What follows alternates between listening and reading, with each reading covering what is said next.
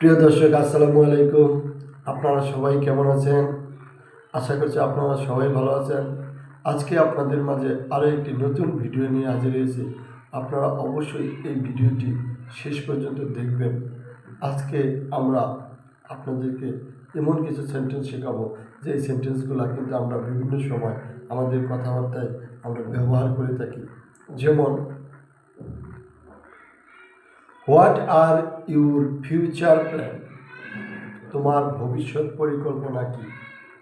বা what are you future plan? আপনার ভবিষ্যৎ পরিকল্পনা কি? ফিউচার মানে ভবিষ্যৎ, প্ল্যান মানে পরিকল্পনা। আমরা কিন্তু অনেক সময় জিজ্ঞেস করি যে আপনার ভবিষ্যৎ পরিকল্পনা কি, তোমার ভবিষ্যৎ পরিকল্পনা কি? What are your future plan? What are your future plan? তোমার ভবিষ্যৎ পরিকল্পনা কি? What are your future plan? আপনার ভবিষ্যৎ পরিকল্পনা কি? এরপর আমরা আরো একটা সেন্টেন্স করি, তোমার যোগ্যতা কি? What are your qualifications?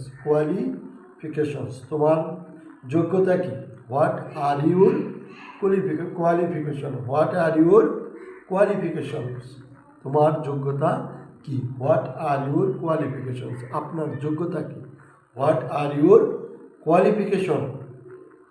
এরপর আরো একটি সেন্টেন্স আছে, বাচ্চারা কি করছে? What are the kids doing? What are the kids doing? Kid অর্থ বাচ্চা, ডুইং অর্থ করা, তাহলে what are the kids doing? বাচ্চারা কি করছে? What are the kids doing? বাচ্চারা কি করছে? এই সেন্টেন্সগুলো আপনারা যখনই সময় পাবেন, দিনে অথবা রাতে, ঘুমানোর আগে অথবা ঘুম থেকে জাগার পরে, যখন একটু সময় পাবেন আমাদের এই ভিডিওগুলো দেখবেন এবং নিজেরা বেশি বেশি প্র্যাকটিস করবেন, তাহলে খুব দ্রুত আপনারা ইংরেজি শিখতে পারবেন। আর আমাদের আজকের ভিডিওটি কেমন লাগলো কমেন্টস করে জানাবেন। সবাইকে ধন্যবাদ। আসসালামু আলাইকুম।